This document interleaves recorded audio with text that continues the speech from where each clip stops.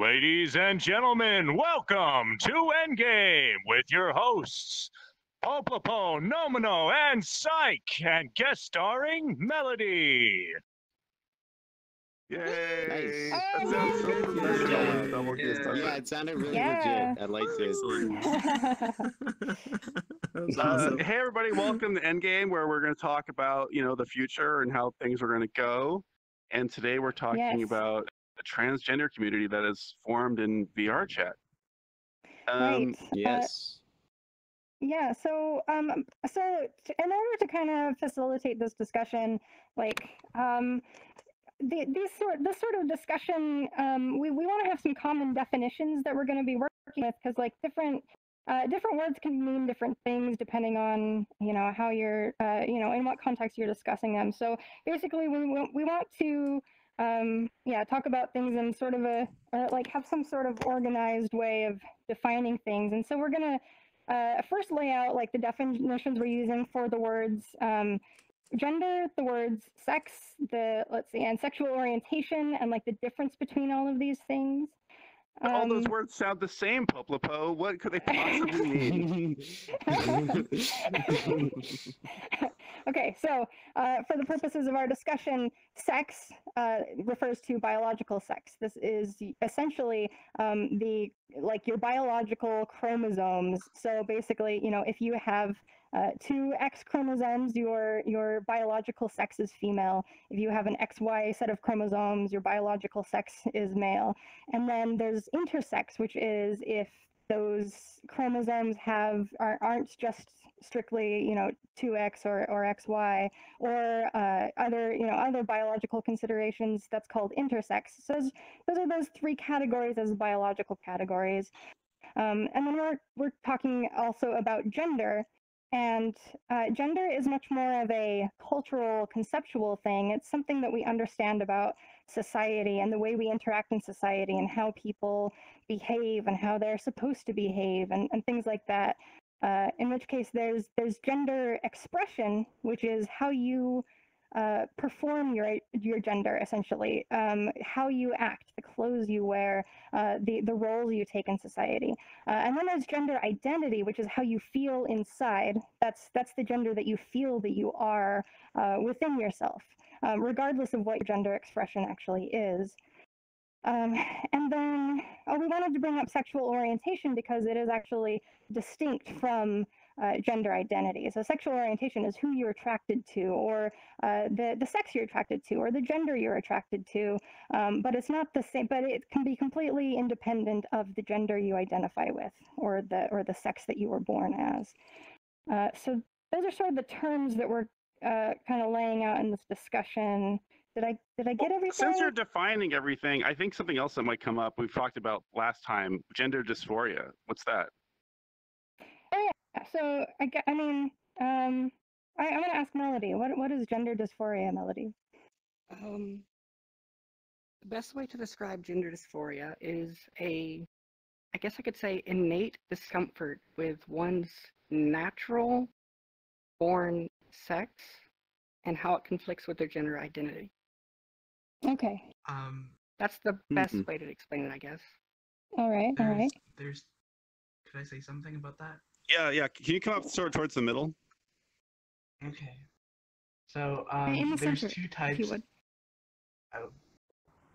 Okay. There's two types of gender dysphoria. There's body dysphoria and mind dysphoria. Body dysphoria is when comfortable. You're. Why is that so stupid? Is when you're uncomfortable with your own, in your own body, with general parts of your body or whatnot. And then mind dysphoria is, I think it's something to do with social. No, I think it's how you think about yourself as passing or not. I'm not sure, something like that. So it's more cultural or society. It's like how you're connecting with society. It's like how you feel you fit in. Is that what it sort of means? No, I don't think there's. I mean, maybe. But gender. Can anyone else clarify that? Dysphoria.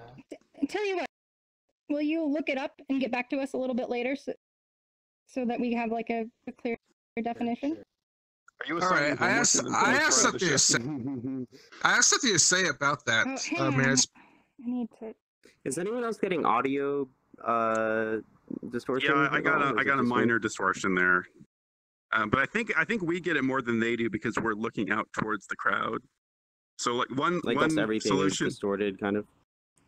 yeah. Oh, So if yeah. you're getting really bad frame rates, you could look away from them. You could like turn Okay, around or that's something, and you might be able to hear better. I know it's weird. So it affects your audio too. Your frame rate Oh, affects okay. your audio. Okay. All right, man. what's going on? I'm having a hard time. I can't hear anybody because of that. So I need to Oh man. figure Yeah, out it's some a technical strange issues. thing. I'm gonna. So wait, if you're in a complicated avatar, it would be super cool. Like, what's the best example of like a low poly avatar just to help with the It's not frame about rate? polys, it's about materials. It's not about polys. What's it about, L? Effects. It's about 10K. Like So, dynamic bones. no If you have a lot of Dynamic dynamic bone, turn off dynamic Really, bone. for shows, you guys, to make the guest, you should probably drop down into something more friendly, just so that it helps with this many people. Yeah, something like that red avatar over there is good too. Okay, so my frame rate just improved, so I think someone just did that. Yeah, the audio bug is gone, so right now it's good. Okay. Okay, so if anyone else is comfortable Maybe it was the switching over cats. to one of these, that's great. All the The cats. cats were a problem, Thanks, but it was guys. for other reasons. Okay, I think Sailor Moon was about to say something. I kind of forgot about what the topic was about. Something about mental when it comes to. Oh, you got too far away, or too close. Close. You got to remind Too me to fix close. that for the next show. Something about mentality for transgender or something. I kind of forgot what the topic was about. Okay, well, if because you we remember, got bring it up interrupted. later.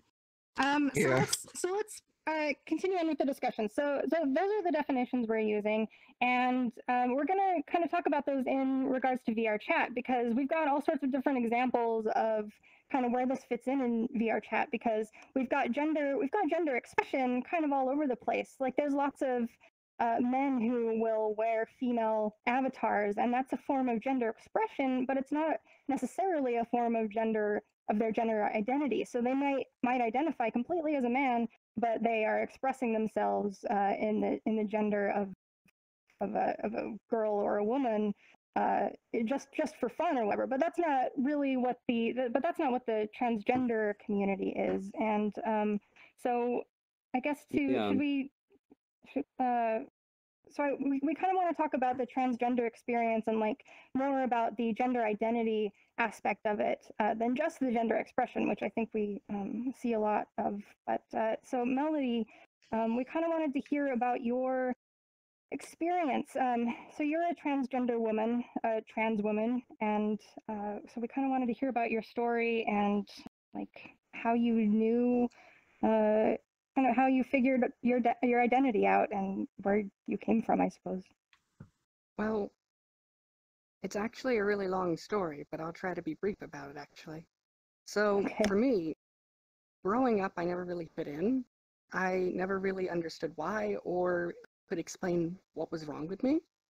And it wasn't really a sense of I didn't know how to behave. It was more so I just never wanted to fit in the way people were expecting me to.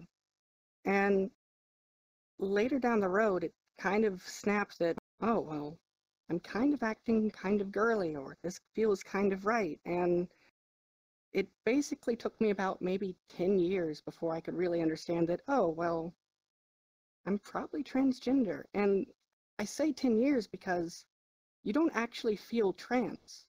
You just don't feel normal. And when you're actually being yourself, you feel normal. You don't feel like a girl. You don't feel like a man. You just feel normal. And because of that, you can't really pinpoint it that, oh, well, I'm transgender. So it took me a really long time, this male, for like the first few weeks I knew all of you guys. And to be honest, this is possibly the most accepting community I've ever been a part of. And it's kind of helped me figure out who I am in a way that I don't think I would have ever been able to do on my own without VRC. So much so that I'm now living in a different state across the country, living full-time as a woman, whereas literally just last year, I didn't think I'd ever be able to do that. So I owe that all to VRchat. So So I'm curious. Like, first of all, that's amazing and it's really beautiful. And had before VRchat. Like, was VRchat the first time that you had had you dressed up as a woman previously or kind of experimented? Like, how far had you gone, and how certain were you of being transgender prior to joining VRchat? I could say I knew I was transgender and I knew I experimented, but I couldn't figure out who I was because I had no way to actually be social. I had no way to contact others. I had no way to be, well, a person. I could just hypothesize of, oh, well, yeah, this might be how I would act. And one day find out, no, that's not how I would act. Not at all. But yeah, I'm still a woman. And so, yeah, I knew I was transgender way before I even joined VRC, but I had no way to even experience it. It's interesting going back in time now because we're all sort of used to VRC being like a very welcoming community. And then like you were talking about, like when you first got in here, you weren't immediately completely open. You were still sort of trapped like you were out in the real world where you didn't feel comfortable. It's sort of weird to look back on that now. So I guess it wasn't obvious then that it was going to be different. Like you would be sort of allowed to, express yourself however you wanted, right? Like I guess we didn't know that when we first got here. Well, yeah, that's the point. I think we've all agreed that VRC is incredibly immersive, and with that comes a sense of presence that really only the real world offers, aside from, well, no, that's it. Only the real world and VRC really offer that. So if you consider that, any kind of online presence I had prior to VRC that allowed me to be a girl didn't really allow me to actually explore it. So you weren't embodying, yeah.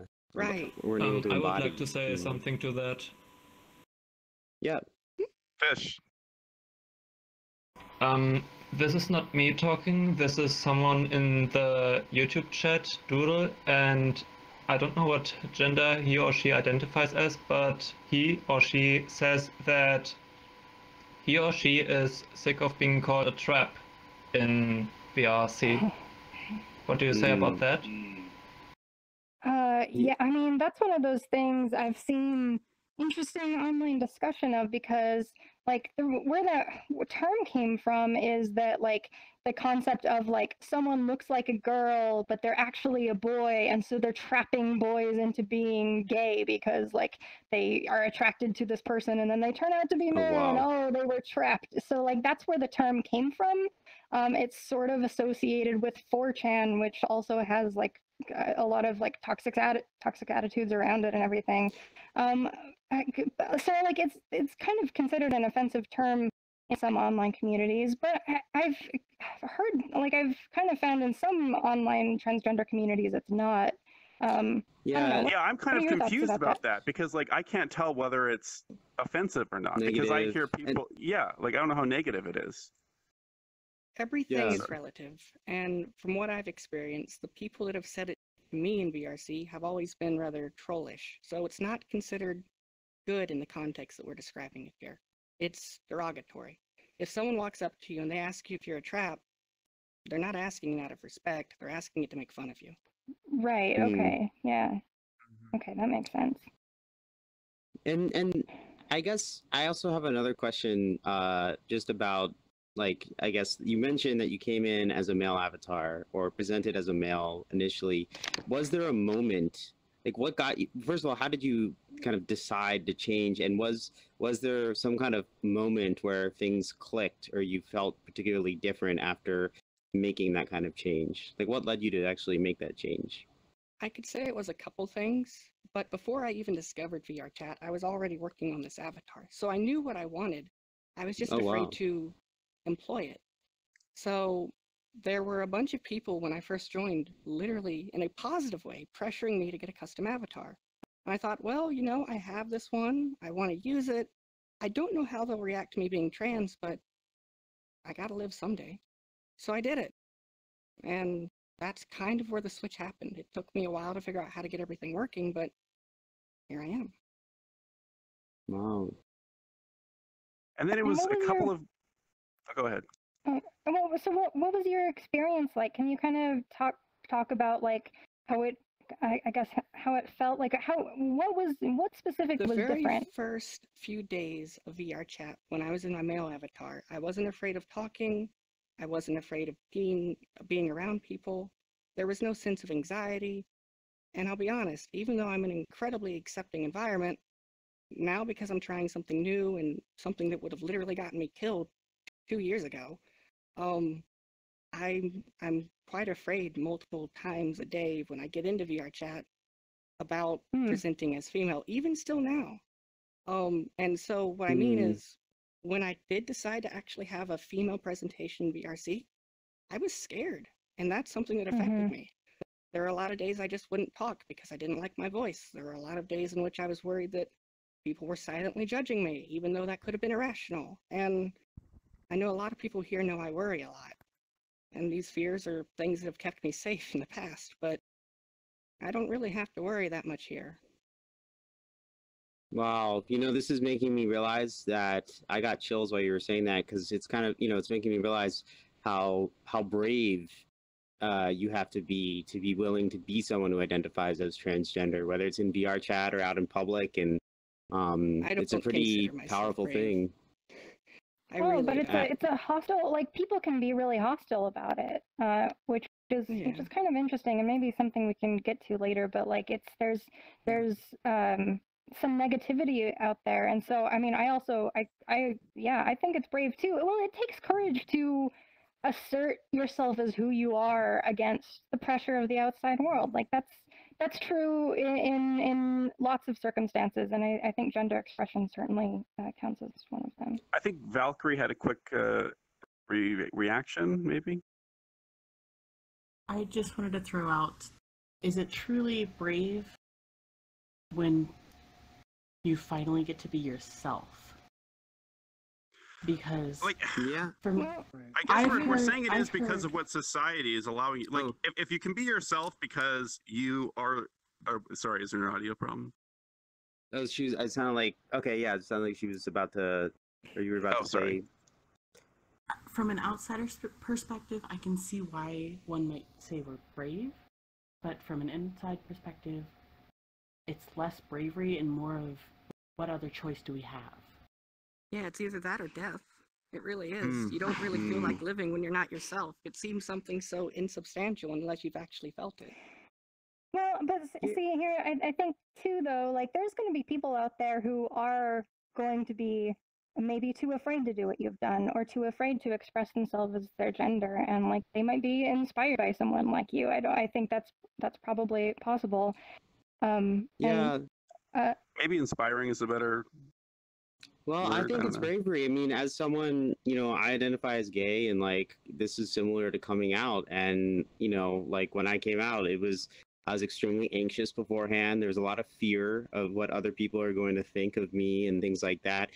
But it takes that bravery to say, you know what, there's risks of other people judging me negatively, and there's risks that things are going to go badly. And you have to be brave to decide and make that choice to communicate to others. And it is living your true self, like what was mentioned before. But I think that it takes enormous courage to make that decision and really take the risk of alienating everyone that means something to you in your life to be the person that you truly want to be. And this is also why we see such a high suicide rate in people who are in teenagers who are LGBT in the LGBT community, because of this horrible kind of dichotomy of either having to stay untrue to yourself, or having to risk relationships in order to really come out and be who you really, want to be in life.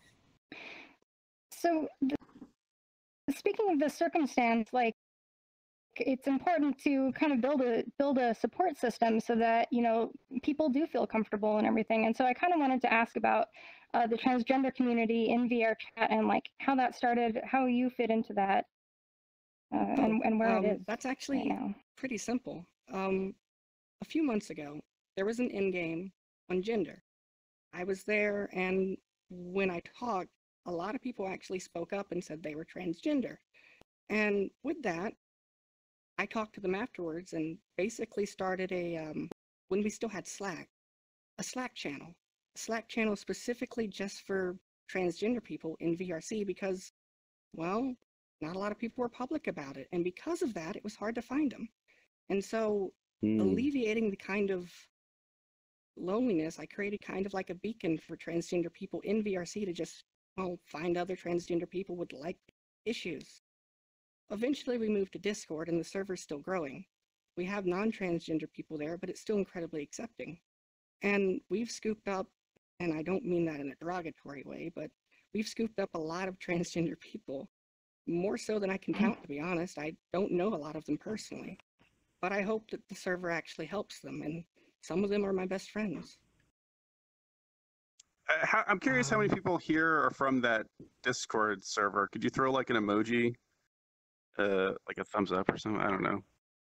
So like 3 or 4, 5, quite a few. 6. Awesome. Okay. Wow. All right, Can I cool. get the Discord thing? What was that? Yeah, how do they get onto the Discord if they, who should they contact or how do you make that happen?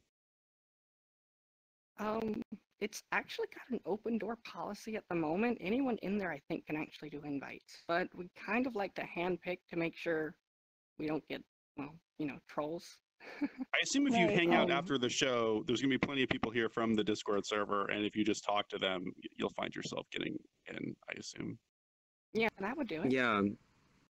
Yeah, and we've talked about making a more public-facing, I don't know, potentially a server that's like LGBT, and then having that feed into the transgender server too, so that like there's a filter of, so that anyone, like a more public, posting links that anyone can join if people want to, but then also trying to maintain. Don't advertise it at all. Yeah, yeah. So we can. I think because I think there's a huge LGBT community in VRchat, and it'd be really cool to. Well, there certainly is now. Yeah, exactly. VRchat's exploded. Yeah, it's amazing. Can I make a quick, just an admin comment? So Rubik mentioned that if you're getting really bad frame rates, it may be just something that's dropping in VRchat, not necessarily related to the room. So if it gets to the point where we're getting audio bugs, he can just basically create a new instance of this, which should restore some of the frames. So we can keep going, but just if it gets to that point, just let us know, and we can try to do that. Oh, cool. Okay. How do we judge that? Let's get a vote. Let's get an emoji vote. So like thumbs down if like your experience in here is intolerable with the frame rates, and you want to reset the room. Okay. Oh, see, there's one. Yeah, that's good. My vision is constantly twitching. Don't look at the audience. Don't look at us. There's one person in the audience who has a problem, but everyone else seems okay. Yeah, I'm at 15. I think max capacity is like 2 times. How many people are in this room? Because if we're over 30 people, yeah. What the world can accept. But okay, let's see. it should be fine. Oh yeah, that might be it.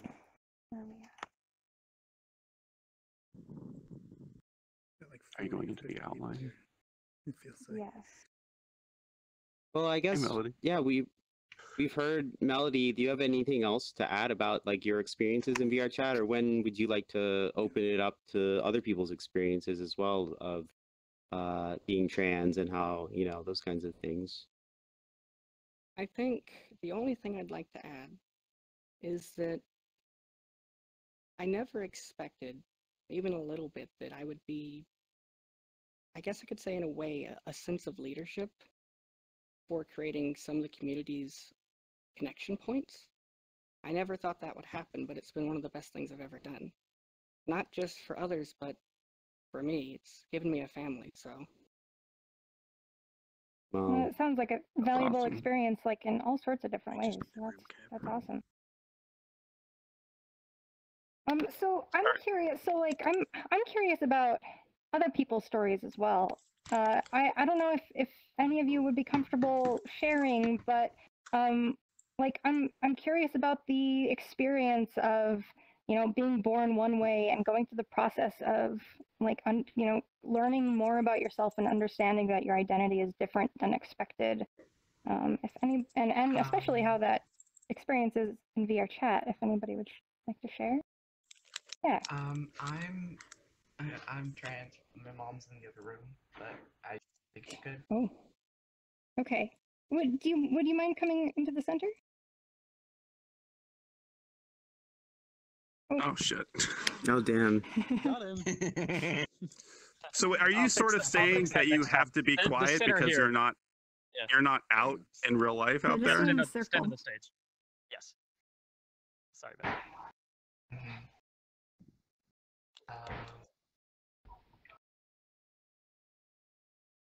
Okay. Oh, which way do I look?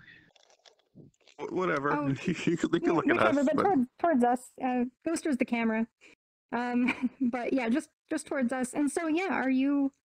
Is that something that you aren't out yet about in like with your family and stuff? No, I'm out about it. My mom's a bit controversial about it. I see. Yeah. Are we talking about finding out about yourself or experience? Yeah, like when did you first realize that you were trans or? Okay, so it was back when I was I mean, I'm not gonna go into all details, but I'll give a pretty broad view, I guess.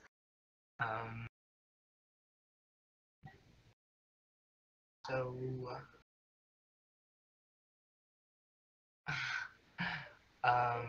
it was back in like when I was in grade 9.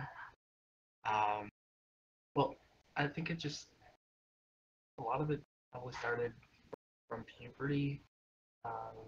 But I mean, I can't remember everything.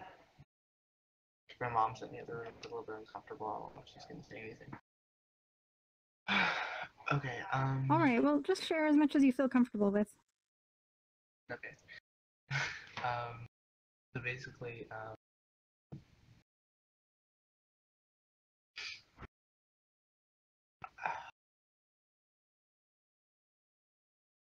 So it sounded like you're saying that puberty was like a really important time for you to realize that you were trans. So was it like a slow realization, or was it like all of a sudden you kind of realized? Definitely.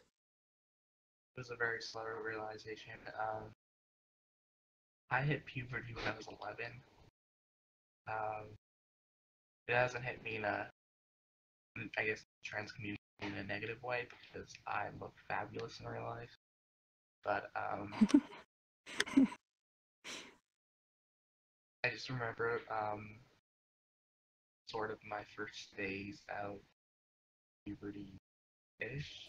I wouldn't care. I wouldn't care. 1 second.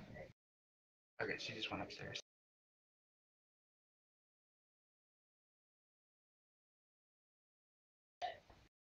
Or not. Okay, sorry. Yeah, I remember looking in the mirror sometimes, some days, and I guess my testosterone was way less those days because it was so much more easier for me to cry, which is something I really miss, honestly. But I have a meeting on January 31st for hormones and whatnot. But I just remember facial hair started popping up, and as it started popping up, I just got more and more sensitive and emotional. I had to get a lot of therapy to help me with a lot of things, but also I was born with high-functioning autism, which is Asperger's, but yeah, I don't know. No one really notices that anymore because I got enough therapy, but I just remember looking in the mirror so many times and just getting so emotional. And I just knew something wasn't right. I just looked in the mirror and I looked hard, and I was just so uncomfortable with myself, even though I was like I always looked really good. I didn't understand it fully. I would say a lot of it was not all of it, but some of it was part of my Asperger's, but yeah. Have you had experience like that in VRchat, like looking in a mirror and like having a different reaction, or? They're not in VR. Not really. Well, yeah. Oh, So you're you're a in desktop desktop mode, person. right? You don't have VR. No. Oh, okay. Yeah. Right. So like probably the experience isn't going to be as visceral, right? I mean, it Well, might I be guess there that's a to some question. degree. Like, yeah, like, so do you assume a female avatar in VRchat, and has that how has that affected your experience of being transgender as a desktop user, especially? I'm curious about that. It doesn't really change too much. I'm very visual, so I have a lot of my thoughts. It's like really thoughtful and visual ideas and thoughts, I guess. So it doesn't really make a big difference for me. Like, it makes a small dopamine difference, I guess, but I'm a little bit non-binary, so I'm a little bit in between. But I've learned to cope with it today. My mom's in the room. It's interesting to sort of highlight this thing where like the discomfort in the real world and not being able to sort of talk super openly in your house, right? But then you escape to this dimension and you have that freedom. Like that is a theme that comes up a lot. Melody, what you were going to say something? Now, take the discomfort right there, right? Now imagine if you have to actually have that 24/7 no matter where you go. Yeah. If you go to public, if you go to your house, if you try to hang out with friends or family members that don't know, or the random people that just wouldn't be accepting. That right there might seem so insignificant, but unless you felt it, it's everything. Because it's a constant overhang of just, it's like living a nightmare, really. But if It's you're like a weight on raised your into shoulders. it, you might not know any different. A lot of trans people will actually grow up and not know they're trans because they find a place to fit into society. And they just kind of accept who they have to be, not who they want to be. It's often the safer route, doing what you have to do to survive instead of doing what you have to do to enjoy living. So, is it okay? Could someone give me the Discord and maybe someone can like I'll give it to you after in-game. I sent you an invite. That works too. Oh, you're already invited. Oh. Where? How? Where? I sent you a direct message on Discord. Yeah, How if did you you get my let's Discord? let's discuss wait, that got more it. over the show or after the show. Is that all right? Is it okay? No. I just wanted to know if I can talk about this stuff, but maybe somewhere else. So like if someone can like maybe put my thing on speaker because I wouldn't be able to talk much when people are around me right now. Well, Yeah, I think it's a good plan for you to join the Discord, and so you'll be able to have a lot more conversation about this in there, and we can help you figure that out after the show. How does that sound? Okay, whatever. Okay. Thank you. Okay. And also, well, thank you for thanks- sharing. Now, though. Yeah, thanks for sharing, and yeah, hopefully we'll talk to you soon. Bye. All right, bye. So I'm gonna go ahead. Just go ahead and mute your mic. Oh. Okay. There they go. Okay. Okay. Well. Mika, did you have your hand up? I saw somebody over there who wanted to say something. Yeah, I did. Uh, Yeah, I did. I think was Chits in line though? It looked like Chits I don't was know. in line as well. Okay, you go ahead. Sorry. I know her, by the way. I think Oh, Maya. you're from oh, Space, right? Yeah, that's me. Okay. Sorry. Okay, sorry. Yeah. So one of the weird things. There's two weird things about VRchat. I think, and also in VR and games in general. I think for me, I feel almost like more dysphoria in a male avatar or a male like video game character than I do in real life. Like in real life, I don't look like this in real life. I haven't transitioned or anything like that. I don't plan to, but I don't necessarily from day to day feel a lot of dysphoria in real life.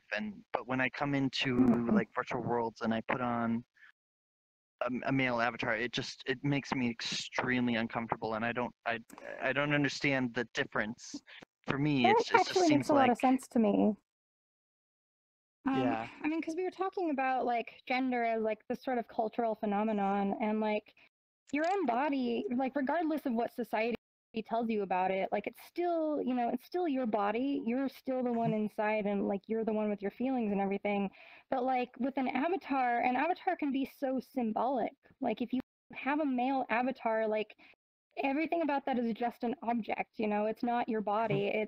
It's a sheer representation of you know, the masculine form. And so like it kind of makes sense that that might be it, like because of its symbolic nature it would be like that. Yeah, and the other thing too is just technically speaking, a lot of the male avatars in video games and stuff are very over exaggerated in their masculinity. So they have like bodybuilder type builds and like really thick, large hands compared to the other ones.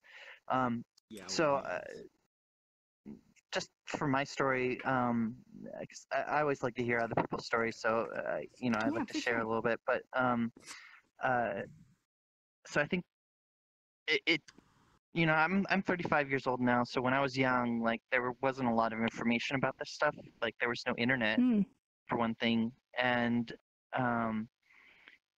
you know, so the first thing I think, just I have to look back and kind of like play detective and like, well, you know, I've always felt strange or always felt different, but I don't necessarily, you know, what that meant at the time. And so it wasn't until I started playing like even, you know, regular like first person or single player video games, you don't really generally have a choice of like avatar or anything like that. But once I started playing like online games with other people, where I'm actually interacting with other people and I get to choose how I look in that game or in that environment, that's when it really started to become really more clear to me that something was kind of different there. And so I just kind of, sometimes you know early, sometimes you don't. Sometimes something will trigger that kind of realization. Even if you've had the feelings all along, you may not have understood them. So just saying, there's always this feeling of like, I don't know, the imposter syndrome, I guess, is some people feel that, like, am I trans enough, or do I feel this strongly enough, or like, should I really, should I be in this space? It's not always easy to kind of self-reflect, but just thought I imagine that's an ambiguous thing, because like, I mean, it's so hard to figure out what all this stuff means already and where the lines are drawn, and like people are throwing around different, you know, there are different definitions of what things mean. So yeah, it seems like it would be hard to figure that stuff out. I think being able to play using video games.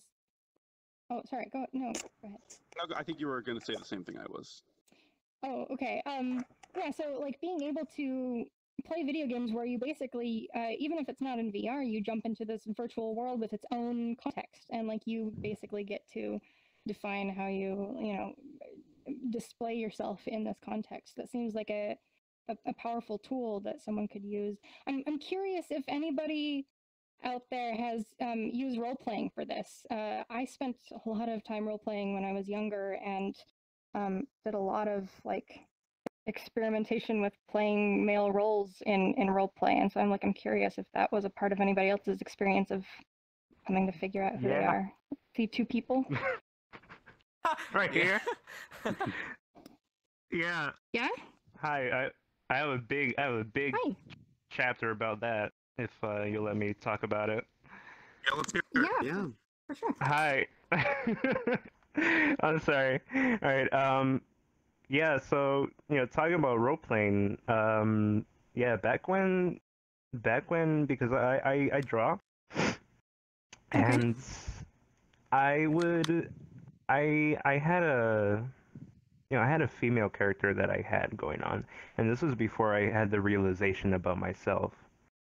And I would usually, it was when I would make female characters, and then like in video games I would only play as female characters, and I'd lie to my dad and say, oh, I just like the butt, that's it, there's nothing weird. And what is it?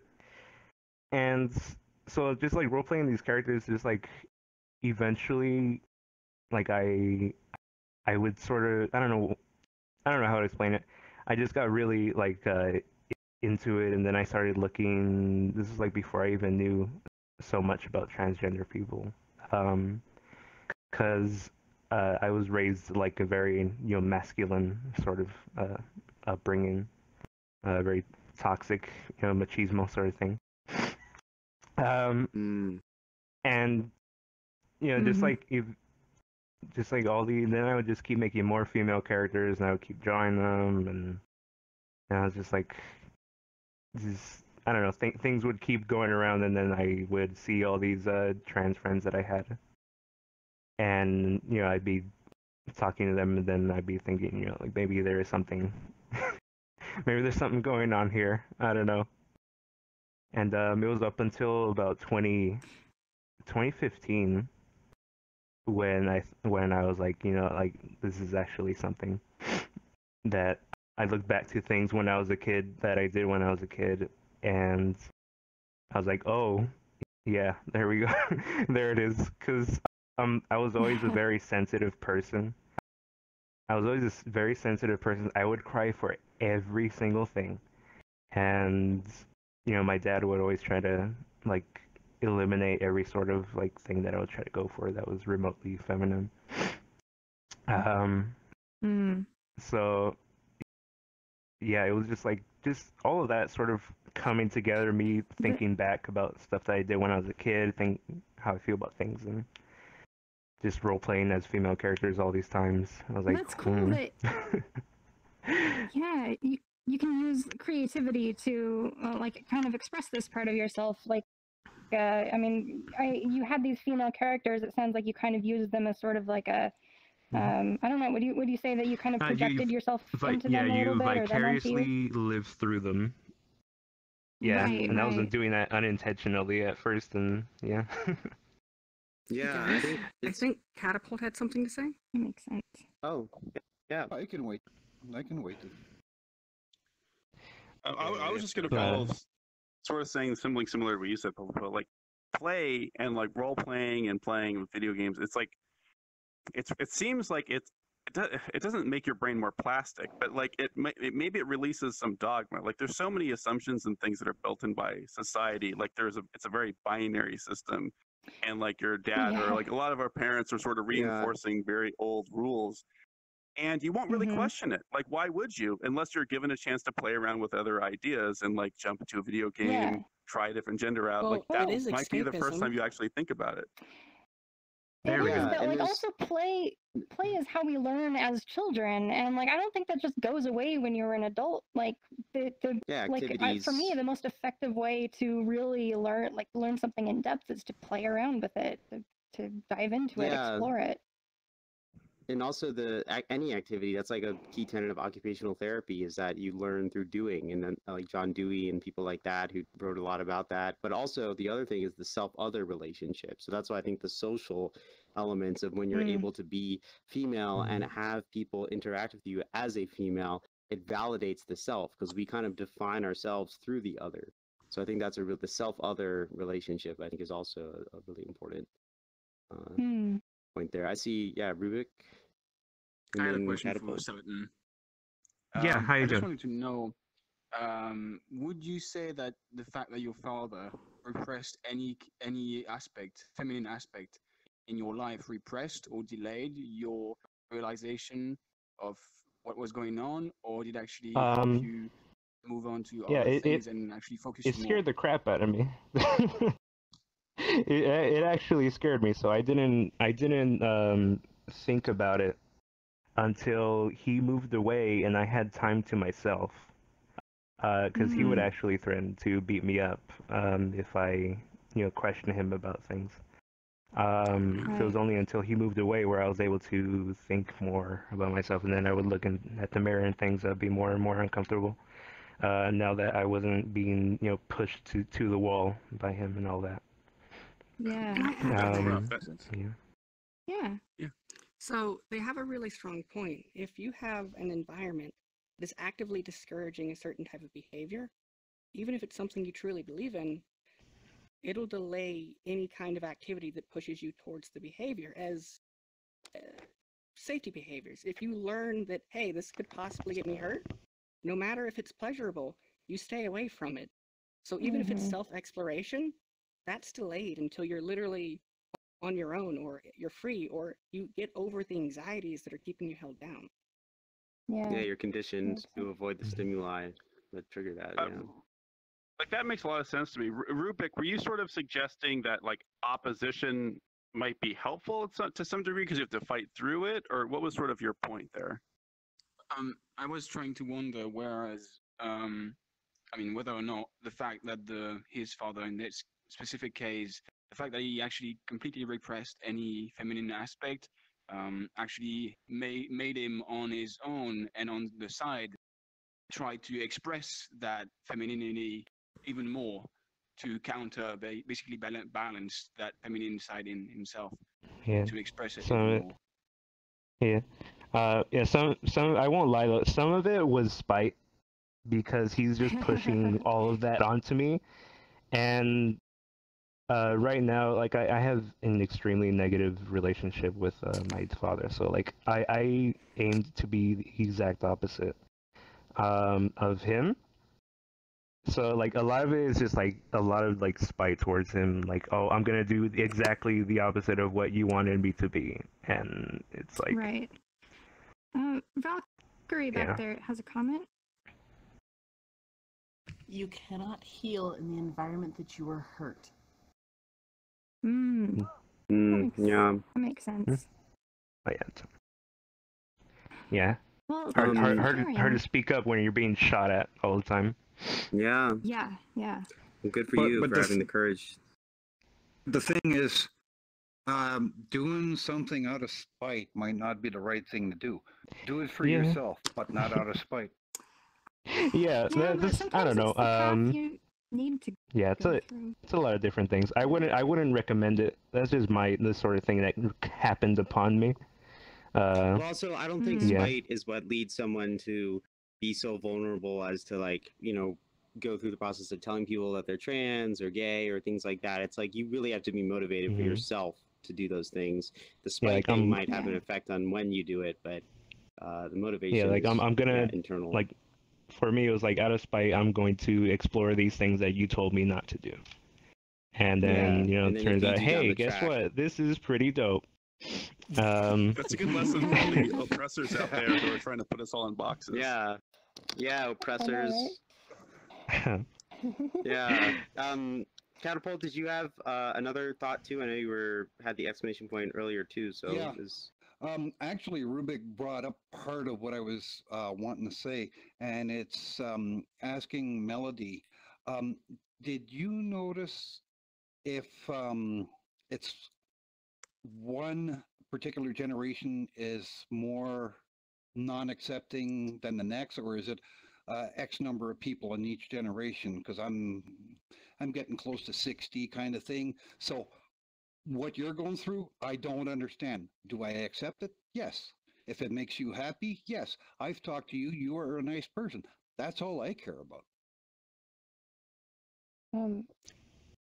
What's the question? If you see like a difference in the ages of people as they respond to you, maybe. We've said this before. All social structures change over time. Rules bend, rules change, new rules are formed.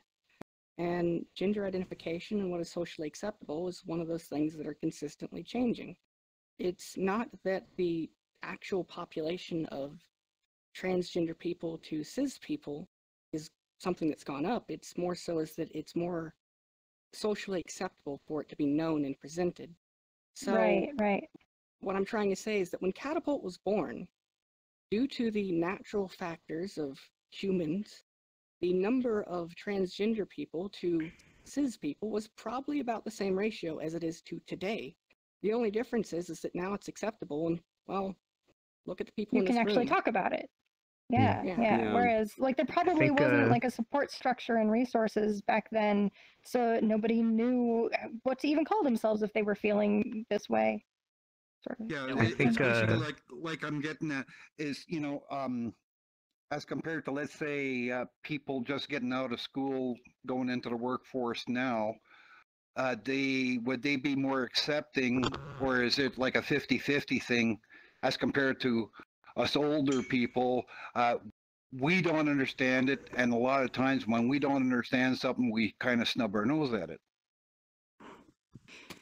Yeah. Well, my grandfather literally threatened to have me put into an insane asylum because he didn't understand what I was saying. I'm not kidding. Yeah. You know, but that's the thing. One of is my he has best to friends went through understand what he has to, you know, get through his thick skull is you are you. You're still the same person. You know, look at the person, you know, the inside of the person instead of the outside of the person. And you'll find out that there's some really neat stuff there. Yeah. That's beautiful. Yeah, I agree. I agree with that. The cuffs. I wanna add one thing. Oh. I think. Oh, I'm sorry. You go ahead. Oh, continue. Cups? Continue. Okay, I'm sorry. I think one thing that factors into like the whether or not people will accept you is it has a lot to do with the parents. Like, you know how parents really want kids, like they want their kids to have kids. My father treated me like livestock my whole life. So like it's just I felt like it was a lot of can you provide grandchildren for me? And I want to do all this so that you won't be able to, you know, do that. And I feel like how a lot of parents might overreact is because their kids can't give kids. Yeah, yes, that's a huge expectation. Like we have possible selves, which is like our who we could be in the future.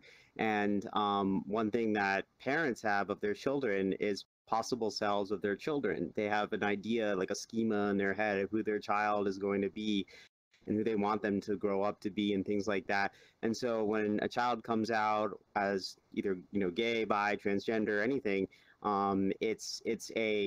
the parent has to reconcile the discrepancy between who they thought the child was going to be and who the child is telling the parent that they are. And that reconciliation can be like a process that can take months or even years, and some people are never able to reconcile that difference. But that's a very hard. It's actually interesting because some researchers are looking at even with children with rare and undiagnosed diseases and things like that. Like if a child is changing how the parent projects onto them, it's just a process that occurs in different contexts. But in this context, it's, you know, it takes a while sometimes for the parent to reconcile that difference. Psych. Can I say something?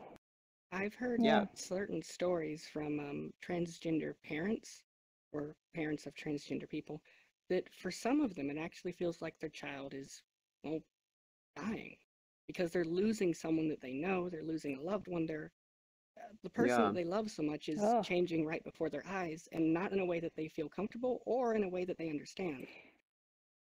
But I think that goes back to what Catapult was saying, right? Where like the person inside is not a different person, but someone's idea of them is changing, their concept of them is changing. And I guess that's how if you're really, really attached to that concept of that person, then it can be really emotional to let go of your concept of someone. Yeah, that's what people are to a lot of us, right? It's just a bunch of concepts and like sort of external ideas and labels, and it's hard sometimes to see through that stuff.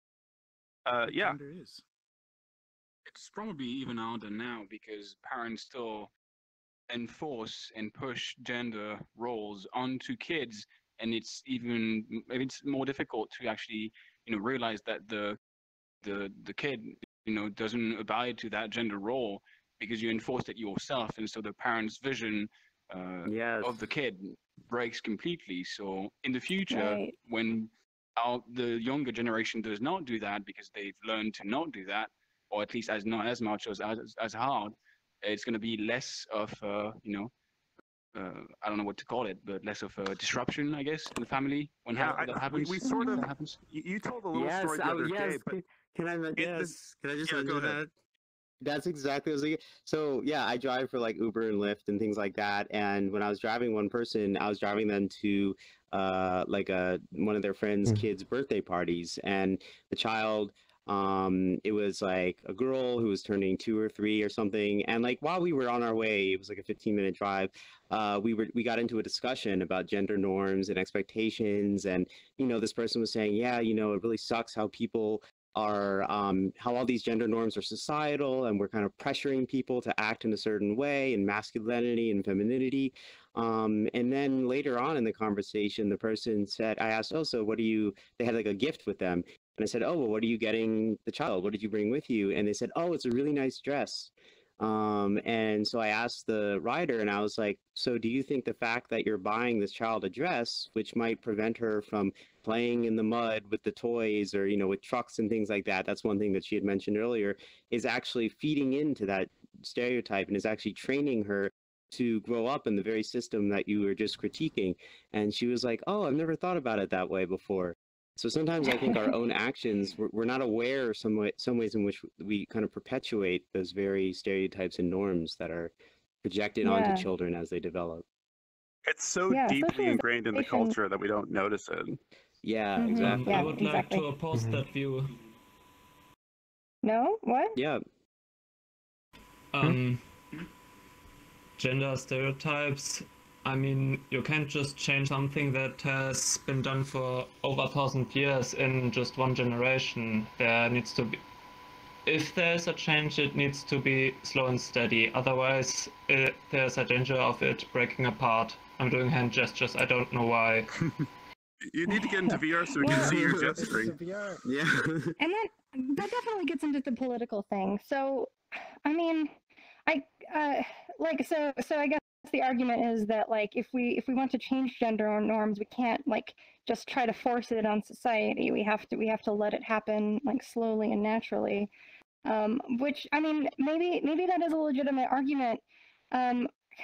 It's been used in the past, though, to prohibit other social movements from happening. When racial segregation was being taken away, when people were actively working to desegregate our society, a lot of the pushback was that exact point, was that exact thing, saying, like, yeah, you have the right idea, but you can't force it on people. You're causing too much trouble, and you need to slow down and not push people into what they don't want to do. And so, like, so kind of the question there is like, is about kind of the right of people to be able to express who they are in a on an oppressed way, versus the quote unquote right of the society to change gradually. I think that's a big conversation, and so there's a lot of stuff in there, but I don't know, that's what came to mind. Are you following that conversation? Yeah. Yeah, go ahead. Maybe we can.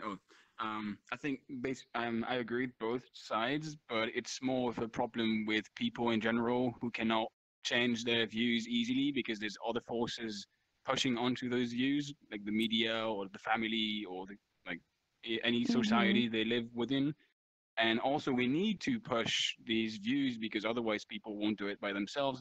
Because you just have a parent that teaches something to their kids, and it moves on. And if it takes 3 generations for a view to die, that's 90 years almost. So like an entire century for an idea to die.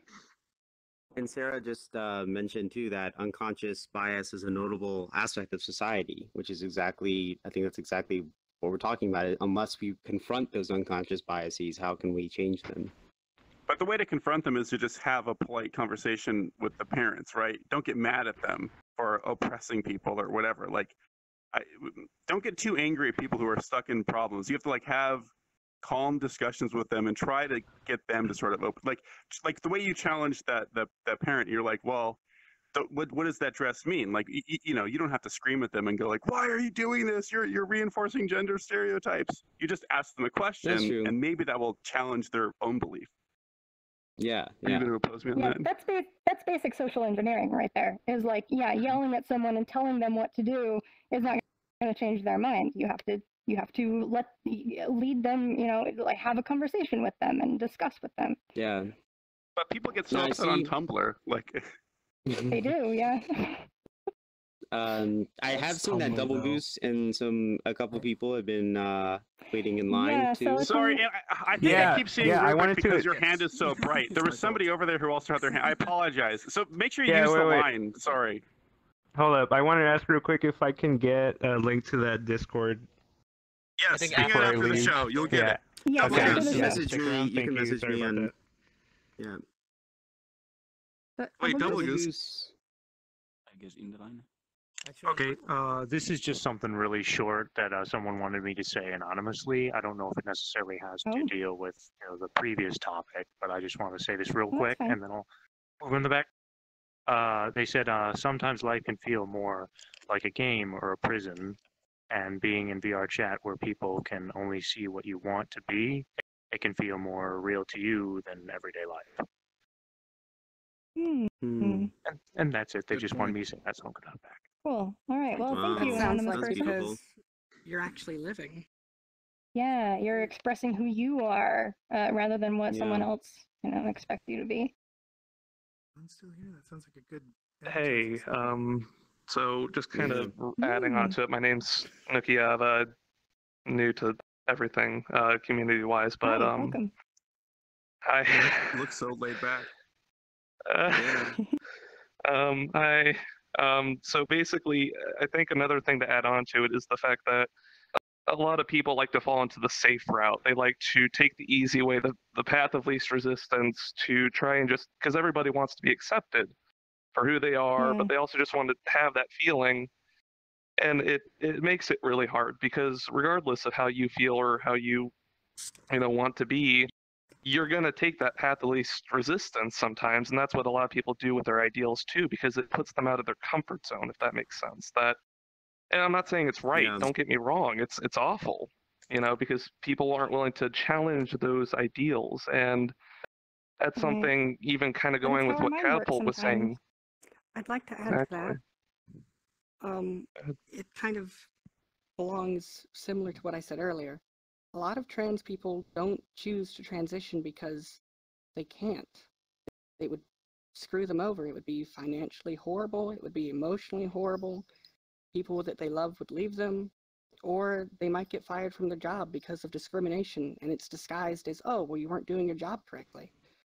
Yeah, what you're saying makes perfect sense. The path of least resistance will give you food to eat at night for supper. It gives you a roof over your head.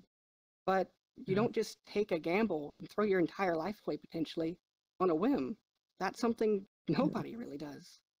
But it's often what you literally need to do to transition. And so VR is enabling people to potentially live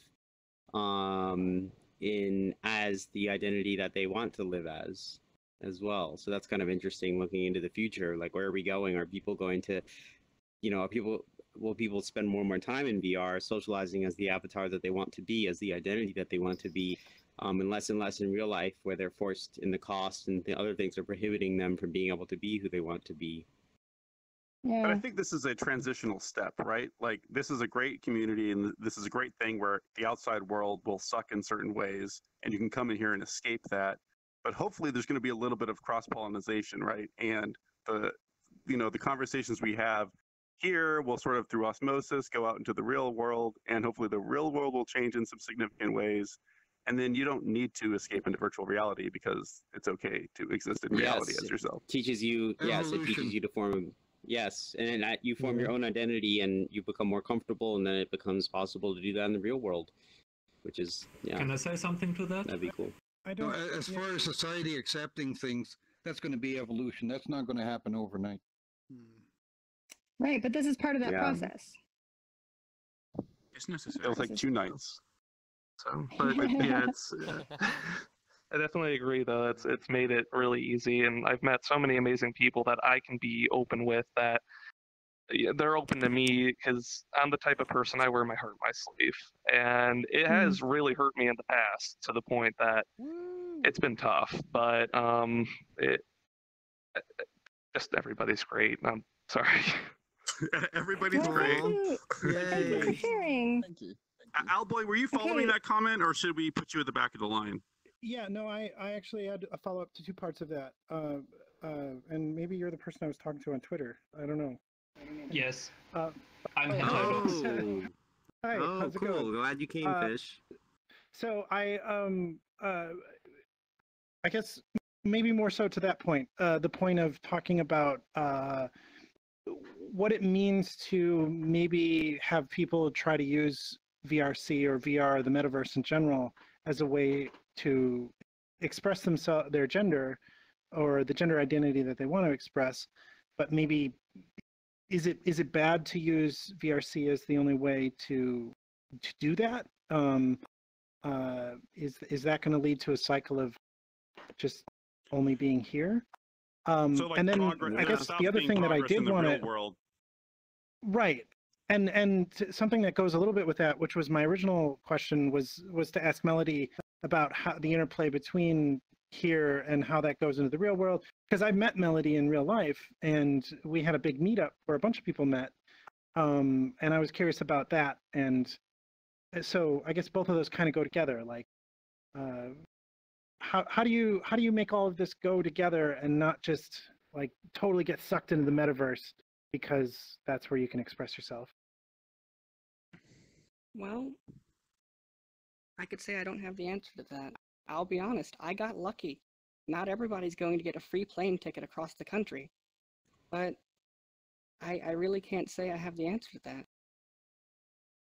I really But can't. at least, yeah, as an example though, like, you know, you were able, you know, and you were able to take, you know, your gender expression as authentic as it was in VR and bring it into the real world. I think that will be people's like natural inclination. They're going to want to be who they are everywhere. And so sometimes they'll be able to make that happen and sometimes they won't, but I don't think anybody wants to be trapped in VR, and like Well, so they'll have a natural desire. I think with that, Psych would probably agree with me that regardless what happens, even if there is no progress in the real world, something like the metaverse or VRC would become quite therapeutic, especially if this is literally the only form of social escapism that they can get. That's the issue. That's the question. We talked about this on the alt space episode as well. When alt space was closing, it's like it's called a safety behavior, and it's like in psychology, if you're engaging in a safety behavior, it means that you are doing something to avoid a feared outcome or stimulus. So it's like avoiding the feared outcome of people judging me for being who I want to be in the real world. So my safety behavior potentially is coming into VRchat to be who I want to be in here. And if you start avoiding the real world, but then the question is it actually leading to dysfunction in everyday life and things like that? And so it's kind of a complex, it's a question. Which is, and really. it's a very personal question too, because like the same can be true of so many different social situations. Like maybe I avoid certain groups of people because I don't want whatever discomfort you know, they will, you know, that I'll have spending time with those people. Does that make avoiding some people in real life, like maybe a certain, I don't know, group at school or at work, like does that make that a safety behavior if I avoid those people? I guess if it interferes with your everyday functioning, like if you stop going to work or if you avoid going, you know, or it's affecting your work performance or you're getting performance reviews, things like that. If that, then, and also it depends on the magnitude of how afraid you are. So yeah, I'm not exactly quite sure what would But it's a personal quantify. question, right? Like it's not something that I don't know that is going to be globally applied to everyone who participates here. Right, exactly. It's an individual. Yeah, there's individual differences and things like that in each person. We've been going for an hour, so I want to get to more people in the line. So, like, we got to stop let's do talking, that. and we got to let them talk. Okay, Mika. Hi. So I was in that alt space episode. I'm going to be contradicting what I said there before. I was on there as Reznov, but I've come out since then. And at first I thought that my personality in VR versus real life was so separate, like that I thought it was a bad thing for me, you know. But then I like to be spending so much time in VR because I felt a little more open because I struggle with anxiety and panic disorder and stuff like that, and I felt more like myself in VR, and I was like, well, damn, I'm never going to be good at all in person or, or whatever. But then I came out in VR to all my friends in there. Like I had a lot of friends, still have a lot of friends, same friends that I hang out with, and they were so accepting of it. Like I guess I just reached a point where like for 10 years I was off and on looking at transitioning because I had been kind of halfway accepting it but halfway denying it. But then I decided I'm just going to tell them in VR because I was already joking around or seemingly joking around putting on a girl avatar. Once I was able to come out to them and as accepting as they were, I actually felt motivated to really like make this real for myself. And the experience that I had in VR, I would not have been like, now I'm going to a gender therapist and stuff, and I'm trying to make it real for myself. I'm learning to do different things that I didn't before. Like I wouldn't do because I've always felt like, yeah, and I know people can think like, okay, how can the avatar like really do that much, right? Like how can it mean so much just using like some 3D model you downloaded and stuff? But you brought up AltSpace. When AltSpace was closing down, what was the first thing everybody from AltSpace was doing from there, whether or not they were trans or not? They were trying to bring their avatars here into VRchat, right? Because they associated with their avatars so much. So Yeah. this really does Embodiment do is something. very powerful. Yeah, this really does do something, especially like looking in the mirror, and once you come to connect with it, like it really did bring that connection that I would never have tried because I was denying myself so much. I was like, no, you can't put makeup on, you can't put on a dress, you can't do any of this. But then it's like instantly I put something on, I look in a mirror, and it might not be so realistic, but it was enough that I was like, okay, this feels right. Before that, Yeah. this feels right. And you As had the with what I other said earlier, again. Yeah. like I said, you don't necessarily know you're trans sometimes unless you've had some way to actually feel what is normal. If someone lays on a bed of nails their entire life, that pain dulls and it feels okay.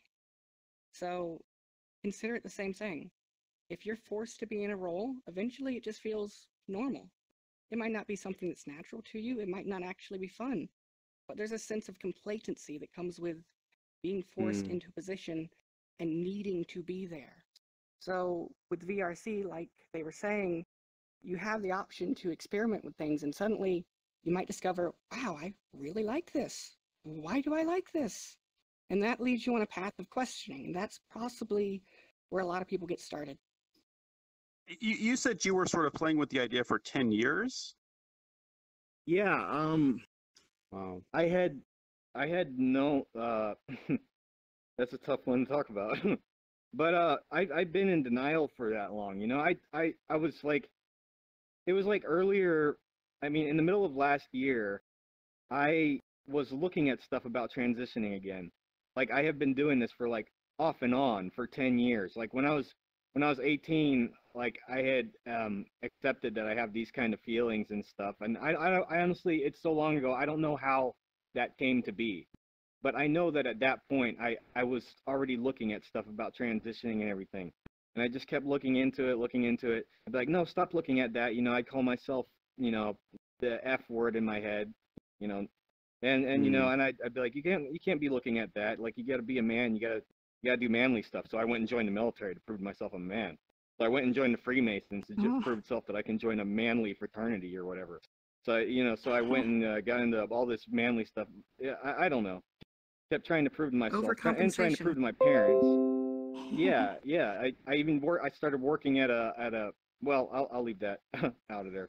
But yeah, off and on because I'm in such denial because I really have my environment isn't very welcoming of it. Like I work at a really hyper conservative place. My family's really hyper conservative. I'm not saying conservatives are all against trans people or anything, but my family and the people I work with are the kind of people who are. I know plenty of conservative people who are very accepting, but in my case, most of my family and people I work with aren't. Yeah, and it sounds like you didn't have the other, like the social other, to validate that identity until you came to VRchat. And once you were able to experience that and experience what it's like for other people to accept you for who you want to be, it kind of unlocked this thing that you were struggling with for 10 years and has really changed your life in a profound and positive way. That's really awesome. Yeah, once I came into VR, like,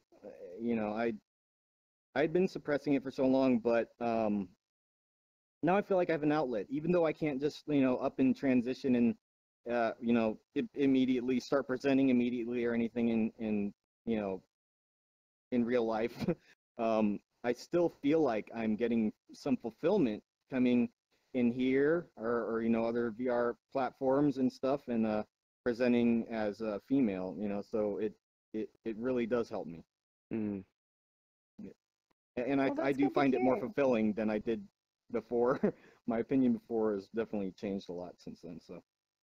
Well, good. Thank you for sharing your story. I'm glad of that experience. That's awesome. Yeah. Thank you. Yeah, I have more questions, but we got to move on. So yeah, thank you. All right, let's keep going. Go. During my time in the queue, our boy asked one of my questions and Melody answered the other one, so I can maybe do tiny ones. In the queue. Yeah. Melody talked about gender dysphoria, basically every time looking at the mirror, basically seeing something that does not look right. So I wondered if we get to a point with VR headsets or even with VR in general, where we can comfortably be in VR at all times or a majority of the time, would gender dysphoria cease to be a thing if we could always be in a body that is okay with ourselves? Like if we I had could an probably answer augmented that. reality layer? I don't know if they mean having VR for your entire existence. I don't know, like you said, if they mean augmented reality for the existing layer, so that maybe only you are actually seeing what you want to see and it's irrelevant what the rest of the world sees, right? Yeah, that sounds like a Black Mirror Any episode. yes, Yeah, I think it is. Everything's In any a case. Black I can Mirror say episode. that if you're being honest about it, appearance is only part of it. There is the whole sense of gender expression as opposed to just the visual that is very important. In fact, There's I'd a almost component wager it's more important. There's a component of how people perceive you and how you perceive Right. yourself, and Yeah. appearance is only Self-other. a part of that. I wonder. To answer your question, like fully, I don't think it would get rid of gender dysphoria. It might alleviate it, but it wouldn't be an end. Yeah. Okay. I'm not going to go on a tangent. No, let's keep going. Okay. And second question was, Good job. I've heard people mention the word therapy. And I've heard it for people who use VRchat for social anxiety and any other kind of problems they may have. Has VRchat been regarded as some sort of therapy for the transgender community or I don't think LGBTQ in officially. general? So there's a difference between something being therapy and something being therapeutic. Yeah. Yeah. So a therapeutic. Yeah. Therapeutic. Something being therapeutic is something that kind of alleviates. It's therapeutic. Sorry. Yes. So something that kind of alleviates something that is like just like an issue or something that you have in your life that needs some sort of treatment, but like it isn't necessarily the treatment for it, like medically or whatever. But something can still be therapeutic and be, it'll be good for you. Are people like? Can we just have a quick poll of people who do identify as transgender? Like, is this therapeutic? Cole, to you? Thumbs up or thumbs down? Therapeutical. I don't know who said it. Hey, we're inventing new words. I love it. Yes. Yeah. So okay, I'm only seeing positive. So like, yeah. So I think that they're matching what you said. Well, we wouldn't be here if it wasn't. That's a good point. other We do reasons have to be a here. selection bias. So that was yeah. Yeah, like connection.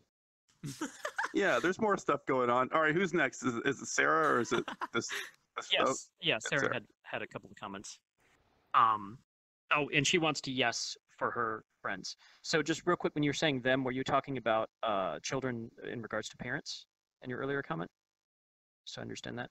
Well, I'll just read it just so we know. So the two things that Sarah wanted to add to our topic earlier about your children, and I'm just speaking in her voice. I feel as though your children are their own people, and you can only be there to help them and love them as they grow, which I agree with too, because I have a Ideally, 3-year-old. yeah. Yeah. But she also wanted to say VR is about vicariously living as you can't for them, not as a want, but more as a need on more than an emotional level. And I know more than a few transgender friends, and this outlet is a godsend for them. So. Yeah. Was there anything else you wanted to add, Sarah? Okay. That's what we had. Yeah, Well, yeah, thank you. thank you. Yeah, I think that's a The lot of the what we good talked way to about. parent. Yes. Yeah, the Yeah. ideal one. Yeah. All right, let's keep going. We got to do it. Here we go. Oh, it's Okay, Lashore. hi. Hello. Yeah, I look different every week or something. But so I wanted to bring up a topic that Psych might be more familiar with, and that topic is, or I guess the idea of deviance. And I lagging a little bit, but through my studies, I had the opportunity to, well, everyone has some opportunity to go through some of the not so core classes to your degree. And one of those for me was Sociology of Deviance. And I had the opportunity to interview with a transgender person who I met here on VRC.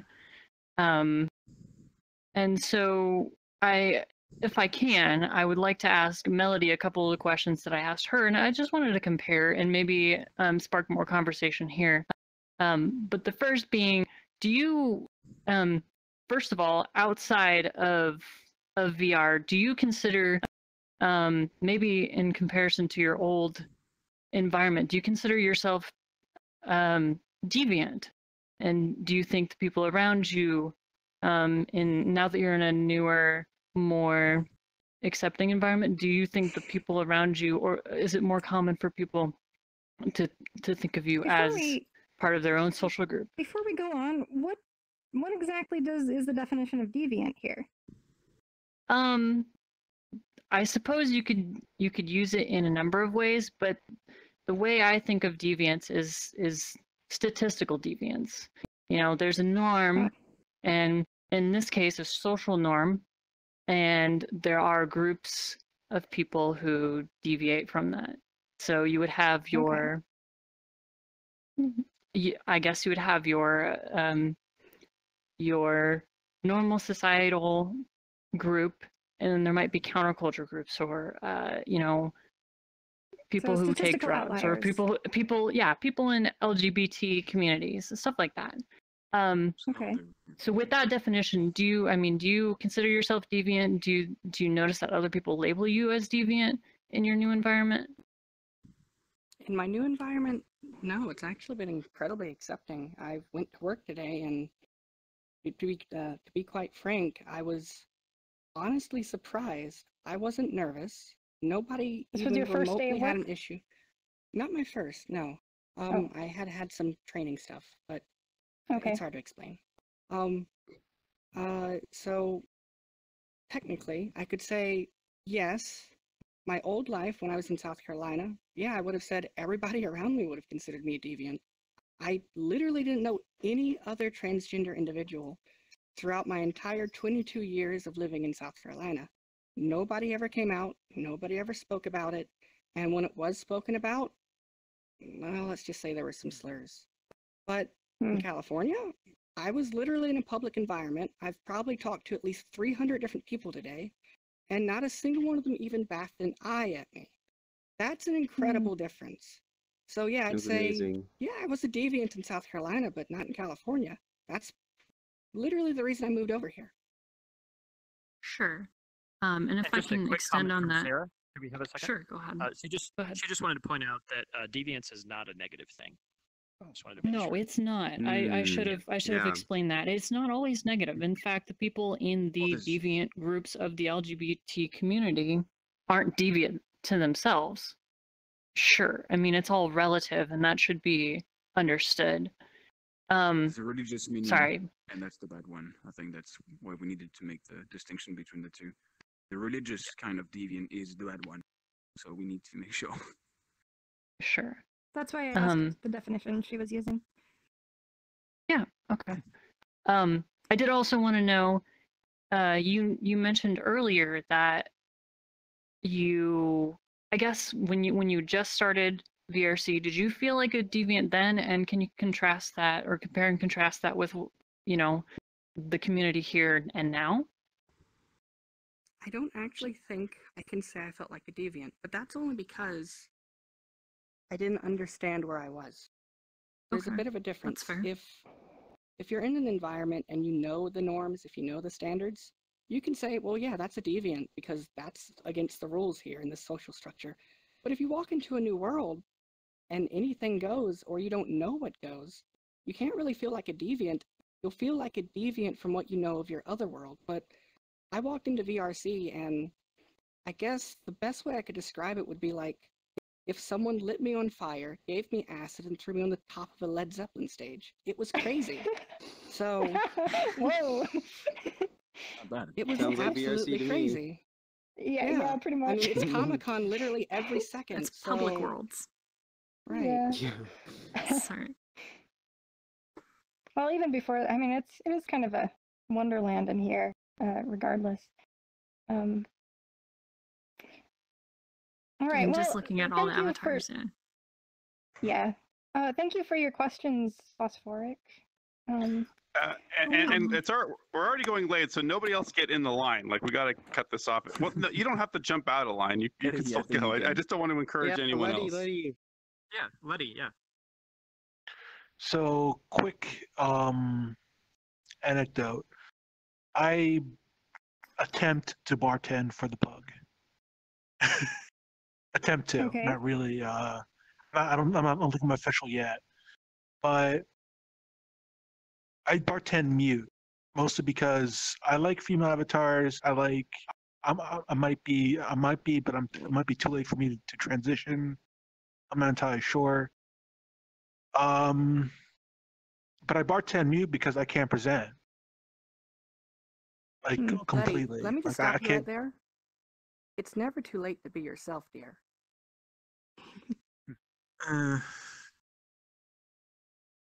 Well, we don't know Letty's circumstances, but I mean, Yeah, I'm out, and we don't have time to. I don't have time to explain that, but I'll think about that. Thank you, Melody. You're bringing up something I've heard other people speak. I think Melody has sort of spoken about this before, but like when you come in here, the only thing that's coming in from the outside world a lot of times is your voice. Like that's the only giveaway to like any kind of identity, right? So like until you speak, there's no assumptions made about you. So is that sort of what you're saying? Like when people hear your Yes. voice, then you start feeling. Yeah, so like pugs are also pub worlds, so it's kind of. It's not. They're not tablets.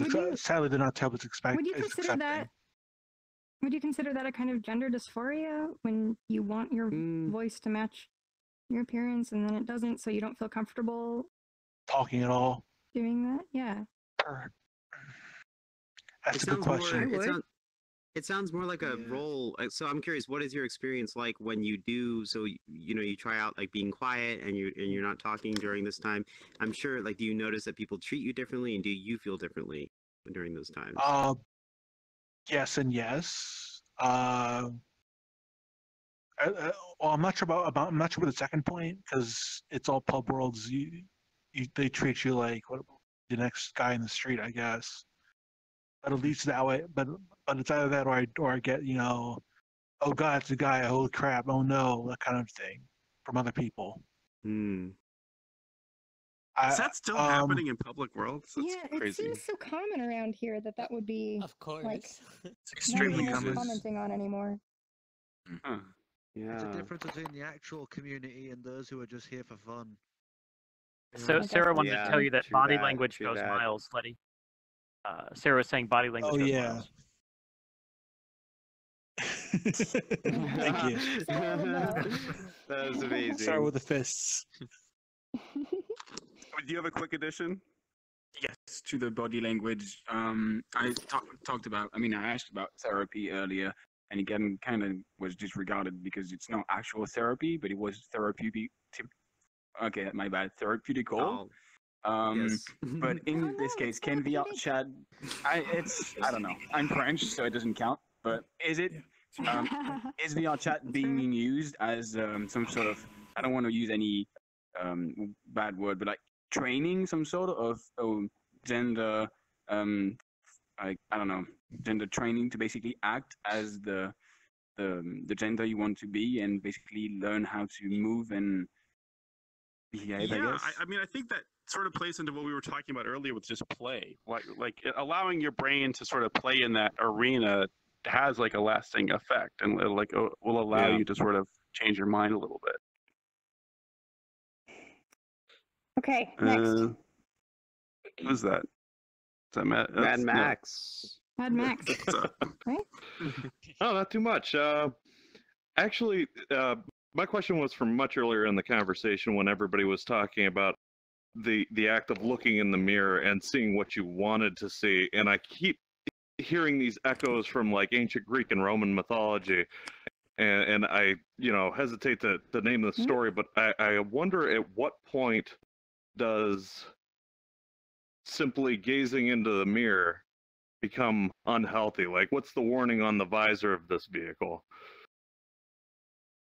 You're talking about narcissists. Vanity. But I didn't want to say it like that because it's not, but... Well, that's interesting. I mean, it's not... Sorry. Well, I mean, there is a difference between like vanity and self-examination, right? Yeah, self-contemplation. Like if you're looking into the mirror continuously, yeah. I think it's Or possible. like to use a more modern example, the mirror from like Harry Potter and a lot of the other movies that deal with magic and things like that, where you see the things that you want to see. I mean, yeah. So imagine looking. Fictional... But it's more of a cursed object. Imagine looking into a mirror for the first time and finally being reflected back the thing that you've been wanting to see for so long. Like you could still give a warning that like, don't completely give into that and let that be, let that consume you, right? Like you have to at some point look away from. I think that lesson still works. Like it's not derogatory or any, like to say that like just because we like what we see in the mirror, you still shouldn't be distracted by it, right? Right. But I think that goes beyond like that. That's not necessarily just a gender thing either. Like anyone can get fixated on wishful thinking or what they what they would rather be.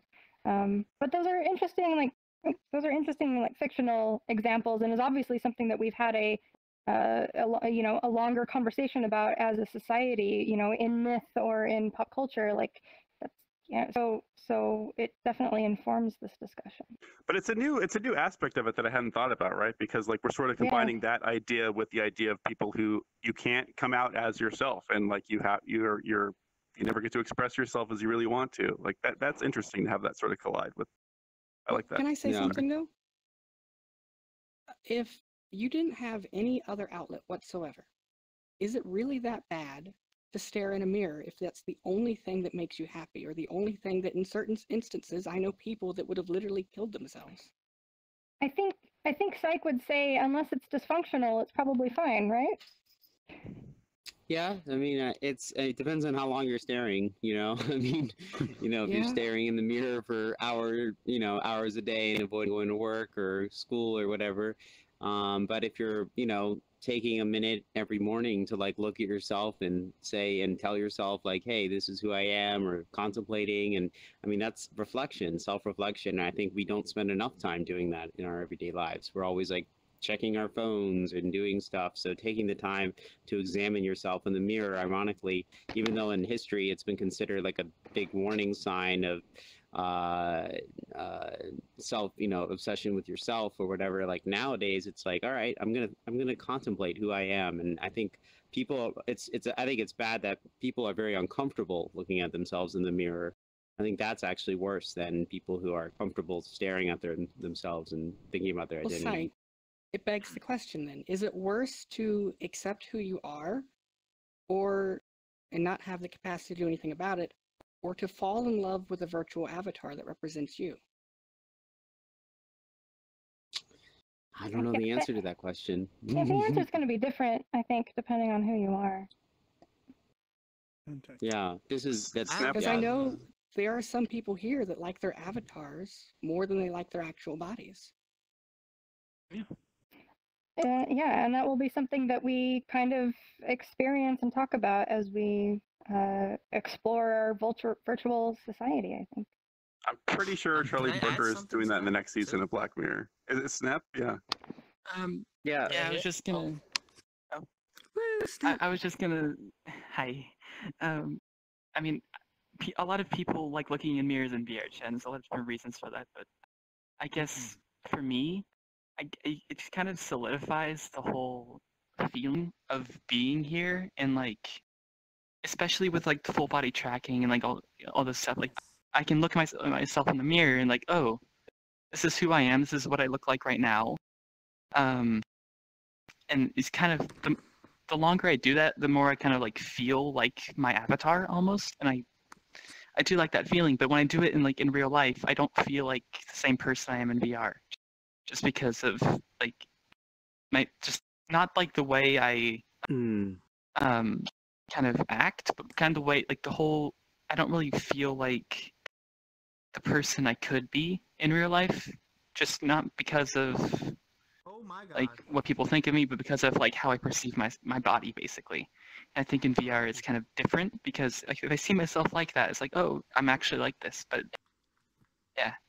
Hold on, I'm switching avatars. I haven't heard it expressed that way. Like, are you sort of? Oh, now I'm being distracted by this glowy person. Oh, my thoughts gone. Sorry. Yeah, my frame rates have gone to death. Yeah, I'm getting. Feels like my headset is having a some seizure. issues here. Yeah, that's exactly what I'm going through. That's what I've had since I walked in. I love all of you, Oh, but man. you're driving me crazy. Yeah, I think we should either reset the world or we should wrap Well, up. we're going I think so we just late. We have got to. to- Yeah, we got to end Yeah, it. So we let's have Alpha go. and Fish. gotta wrap up. Let's just go. Yes. I have Sarah, so I have Fish will be an the anonymous last. comment from somebody in the audience who is very, very good at writing backwards. I don't know how they can be this good at it, but I have some screenshots of it so I can repeat it. So I'm just gonna read this as it's written. So sometimes, as much as you feel uncomfortable, you realize that to attain personal goals, having your own blood child, you have no choice but to suffer through and find ways to cope. I believe Blood I read child? that What? correctly. Can you translate Yeah, I that or wasn't say sure that about in a the different What way? does that mean? Yeah, can someone rephrase?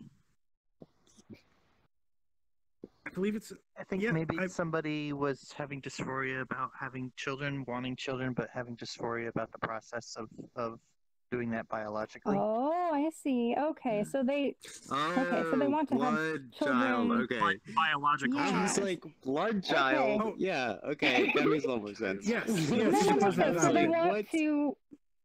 They want to be a parent Yeah, in the biological child. biological way, and so they don't transition in order to like ensure that can happen. Is that what it's about? Difficult choice. That seems like a reasonable. The last thing they wrote was not to point them out or to share their name, so I believe that Yeah. sounds Okay. right. Though. Well, that's interesting. I hadn't even considered like that aspect of the. I mean, we mentioned it earlier, but I guess it didn't quite hit me. So that's really interesting. Why I assume someone that will would be choose- affected. That's going to be affected by technology, right? Because like you have certain options that exist today that you didn't have before, and I imagine in the future we're going to have even more. Mm-hmm. Hmm. Oh, But, yeah, right now it's an there's an interesting important component. note about that, if I may. Oh, go ahead. Okay. So, just really quick, nowadays they have puberty blockers that children are able to take at the beginning of puberty if they have severe dysphoria, if it's going to cause them severe anxiety and depression, and it gives them, they're generally considered safe, and it gives them time to make decisions when they're older about how they want to transition in life. And maybe I don't know who the original person was, but maybe they were also talking about if you transition directly from because puberty blockers you can only take for about 4 years or so. If you transition directly from puberty blockers to hormone replacement therapy, it may make you unable to have children in the future. But in order to regain your fertility, you have to go through that process of going through puberty, and that may affect how much dysphoria you feel later on in life. Your voice will change, or that sort of thing. So it's sort of a choice that you would have to make. Intense. Do I want to retain? Do I want to become fertile and then risk having more dysphoria or that sort of thing? So I thought I'd bring that up because it sounds something a lot of people think of. That seems like such a hard choice to make. I know, right? Oh man. All right. Sarah had a point, I think, that she wanted to make for a while. So. Sarah. We got it. Wow. Gotta wrap up. So Sarah just wanted, talking about the mirror discussion, she mentioned that being uncomfortable in the mirror is indicative of a deeper issue, which I believe is what you said. But that opens up a whole other discussion. Fish, did you run away? Everything does. Yeah, Fish is the last. Fish has to. Are you going to close this out? To wrap it up. We need a nugget. Close it out, Fish. Yeah. Oh, okay. So this is not actually my question. It's from someone in the chat. Wait. Kapowski, you like jazz? Who's in the chat right now? Kapowski GG asked for Poplopo. I don't know if I pronounced that correctly. You did. You nailed it. Good job. Good job. What do you think about the far future of the trans community in VRchat? Well, yeah, I mean, it's certainly, like, it depends on how society changes, and, I mean, it could easily be seen that our society is becoming more accepting, and like you've experienced, Melody, it's, something that is, in some areas, has become very, very normalized. Plus, we're going to have, like, biological technology that will improve as time goes on. I think it's very possible that it will become normalized and gender expression will be as free as artistic expression is. Like, people who want to be artists, aren't limited based on their physical factors. And so maybe gender expression could become like that, where basically you express how you want to express, based on how you feel, and are not tied to anything in particular. And the ways in which we might be able to express that could become even more intense and profound as our technology increases, as we have like augmented reality layers, as we have like all these different things. Like, there's so many ways to express ourselves, and as we become freer and freer to express ourselves, like, that's only going to, I think, supplement the dynamic, like, creative nature of the human society. Could I add on that real quick? Could I add on that? Sure. All right, so I've said this once, and I think I might have even said it on the previous gender endgame, but the way I've always seen it is, our gender roles have served a purpose. They've helped us survive. If we continue on with the technological expansion that we have, they won't serve a purpose anymore. And outside of we just keeping them because we had them in the past, once we get rid of them, the only thing that's left, as you described it, as an art form, the only thing that is left is having someone represent their gender, but not as a function of masculine or feminine, but more so as a function of how bland they look or how flamboyant they look. It wouldn't necessarily be how masculine or feminine, because if anyone could do anything, and the sexes are effectively equal because of the technology underlying them, then there is no such thing as masculinity or femininity. There's only sex and how you choose to express yourself. And it's equal at that point. There's no gender anymore. So to answer your question, the future of VR, I actually see it, if it continues on the way it's going, there isn't going to be gender. There's no point in having it. I mean, I like that. I'm inclined toward that, you know, just based on my like personal identification, I guess, and like that's really exciting to me. Like self-expression to me is one of my, you know, my favorite art forms that I really enjoy about VRchat, because everyone's expressing themselves in different ways, in different creative ways, and behavioral ways, and appearance ways, and like making gender a part of that free expression is really exciting to me. Yeah. Kapowski, can you hurry up and download VRchat and get in here? Because like, there's a lot of desktop Kapowski. people in here. We're all fine. Like, no one's. I'm just okay. Sorry, Psych. Do you have anything you want to say as we wrap up? Just a little. No, I think this has been a very awesome episode, and I think it's amazing how vulnerable people have been in this episode and honest, and it's thank you, really everyone. powerful thing. Thank you, everyone.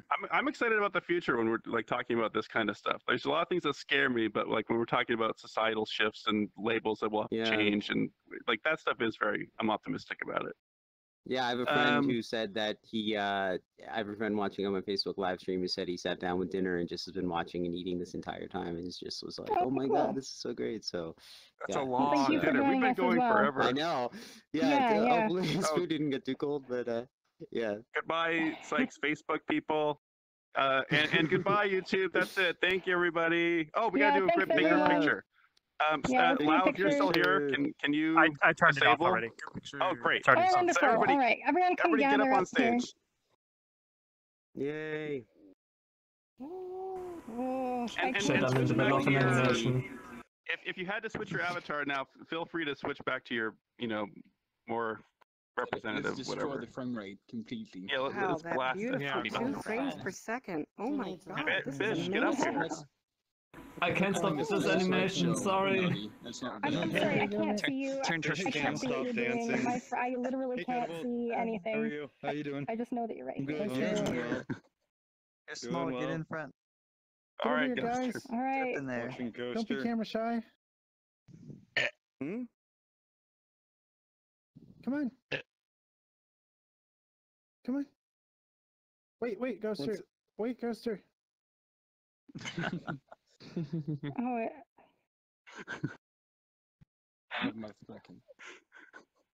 Let's see. People. Hey, people. People. Yay, people. Oh, people. We're all humans. And robots too. Too All right. late. Robots are people too. No robots. Yeah.